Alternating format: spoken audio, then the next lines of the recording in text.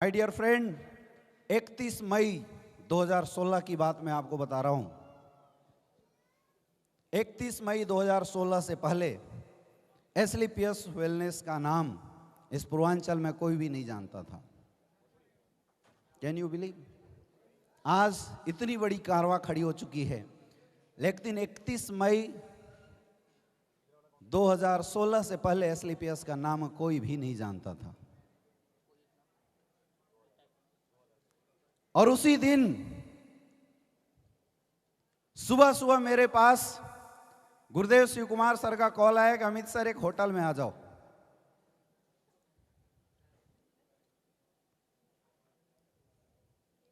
संकट मोचन के सामने एक होटल है, उसी होटल में मीटिंग हो रही थी। सर का कॉल आया कि सर इस होटल में आ जाओ, कुछ बड़ा करना है लोगों के लिए, डिस्कशन किया जाए। और जब मैं गया तो वहां पे हमारे महागुरु महिपाल सर मौजूद थे।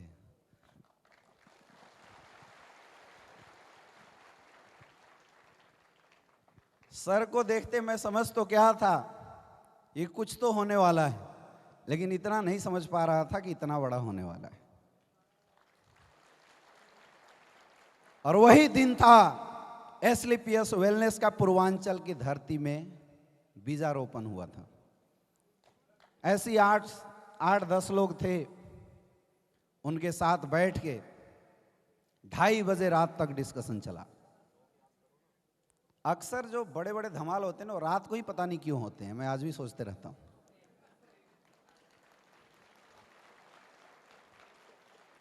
और अपनी कंपनी में भी आपने देखा, प्रणव सर भी बता रहे थे, मुझे पकड़ के रात में प्लान बताया गया। रवि जी भी बता रहे थे, मुझे पकड़ के रात में प्लान तो बताया गया। तो जितने बड़े बड़े धमाके हुए रात में ही होते हैं। यस या नो? एसलीपीएस का भी बीजारोपण रात को ही हुआ था।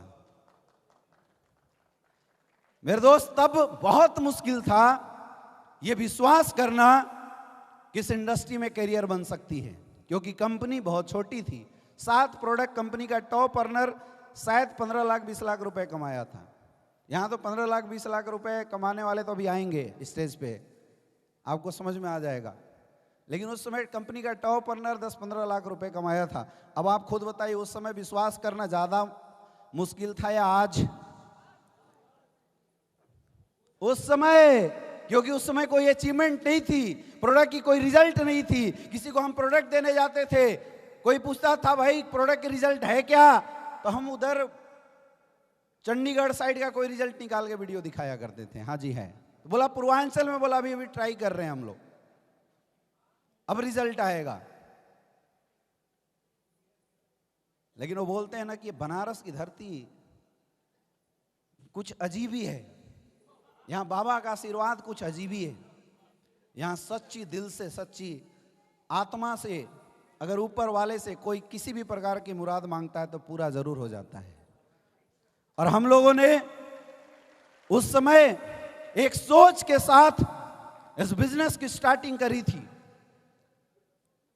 कि हे बाबा, ऐसा ताकत देना इस पूर्वांचल में जहां लोग नेटवर्क मार्केटिंग इंडस्ट्री को लेके निगेटिव हैं, 15 साल 16 साल से गिट्टे पट्टे मर रहे हैं, एक ताकत देना कि हम लोग इस अच्छे प्लेटफॉर्म के माध्यम से उनकी कैरियर में बदलाव कर सके। और मुझे लगता है शायद इसीलिए बाबा विश्वनाथ ने एसलीपीएस वेलनेस का प्लेटफॉर्म गुरुदेव महिपाल सर के माध्यम से यहां पे भेजा था। और काशी में तो चमत्कार शुरू से ही होता आया है। काशी में मिन्नत मांगने वाले लोग देश के प्रधानमंत्री बन जाते हैं। हम लोगों ने तो डायमंड का ही मिन्नत मांगा था, कोई बहुत बड़ी बात तो मांगा नहीं था, और वो होता चला गया। मेरे दोस्त, मैं भी उस समय कैरियर कैसे पैदान पे था, जहां पे ये विचार था कि मैं आगे पढ़ाई कंटिन्यू करूं या मैं इस इंडस्ट्री में अपने आप को झोंक दूं। एक तरफ मेरा स्वार्थ था और दूसरी तरफ लोगों की कैरियर थी। मुझे लगा अगर मैं पढ़ाई कंटिन्यू करता हूं तो हो सकता है जो लोगों ने हमारे ऊपर विश्वास किया है, जो भरोसा किया है, वो भरोसा लोगों का टूट सकता है। क्योंकि अगर हमने डाइवर्ट किया, अपने आप को 2 जगह लगा के रखे, ये सोच बनाया कि चलो इधर नहीं हुआ तो अपना पढ़ाई करके कुछ कैरियर बना लेंगे, तो शायद लोगों के साथ गलत हो जाएगा।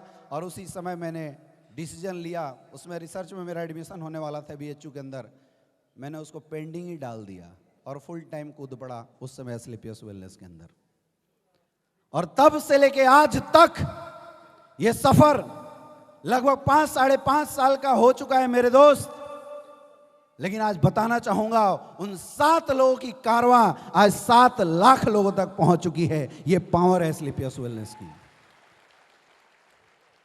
जब हम लोग शुरुआती स्टेज पर मीटिंग किया करते थे, 10-12 लोग बड़े मुश्किल से आते थे, अभी अवधेश नारायण जी आपको बता रहे थे। लेकिन आज बड़ी खुशी मिलती है, इस पूरे बिजनेस का एक छोटा सा टुकड़ा है जहां पे लगातार बैक टू बैक जश्न एकादशी प्रोग्राम चल रहा है, फिर भी हॉल में बैठने की जगह नहीं मिल रही है। ये पावर है एस्क्लेपियस वेलनेस की।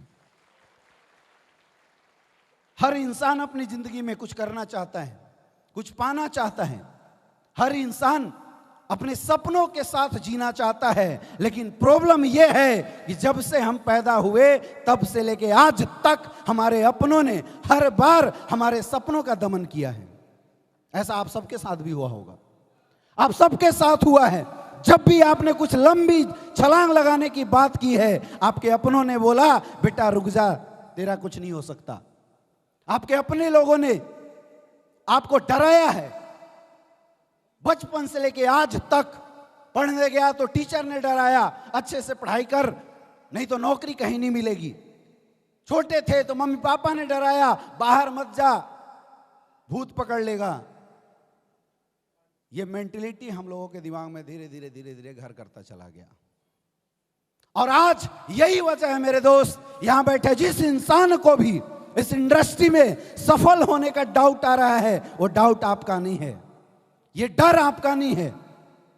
ये डर उस मेंटलिटी का है जहां से हम निकल के आए हैं। तो करना क्या है? तो करना क्या है? एक बार उस डर से बाहर निकलना पड़ेगा, एक बार उस डर के ऊपर चढ़ना पड़ेगा।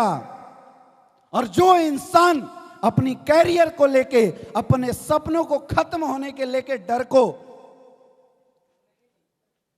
पीछे छोड़ के ऊपर आ जाता है, वही इंसान इस इंडस्ट्री के अंदर सक्सेसफुल होता है।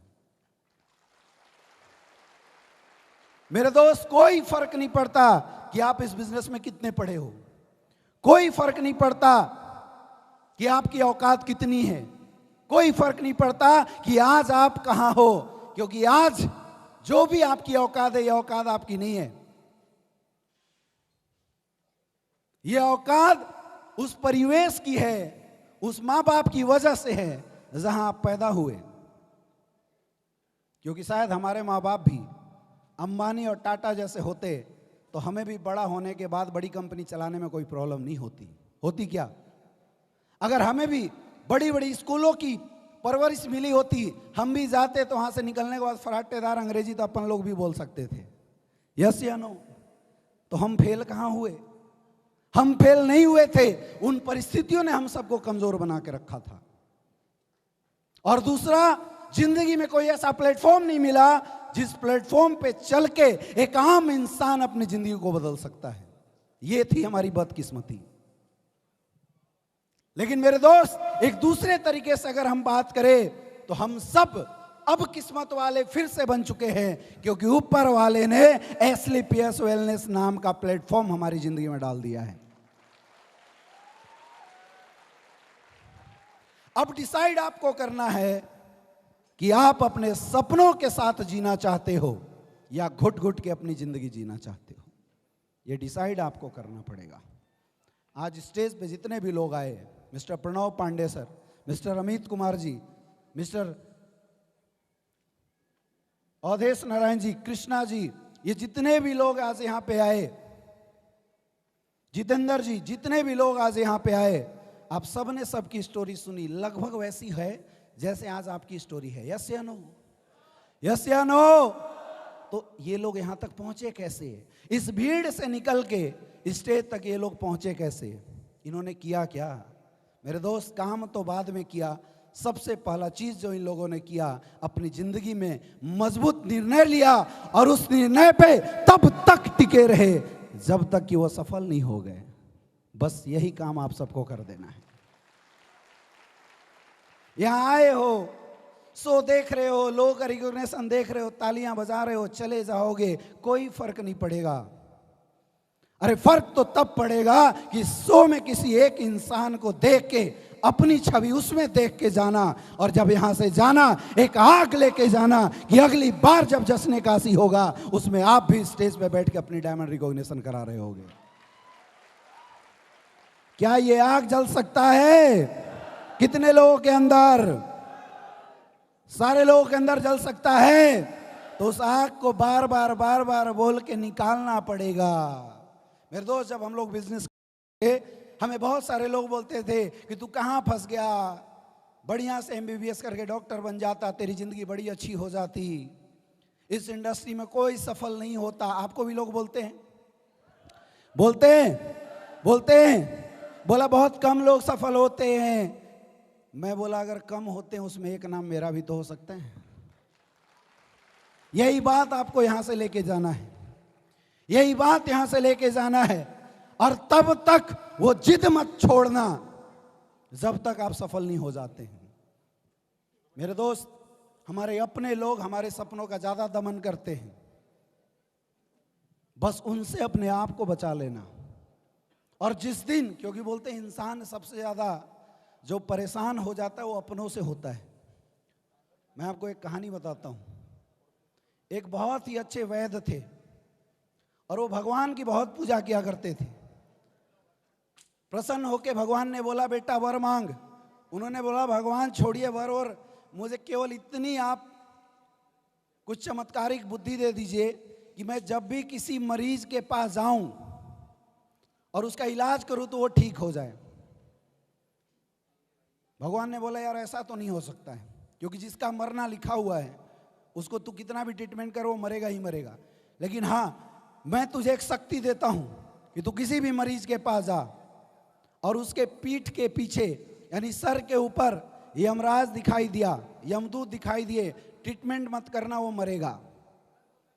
और अगर उसके पीछे यमदूत नहीं दिखाई दे रहे, कितनी भी हालत खराब है तो ट्रीटमेंट कर, वो बच जाएगा।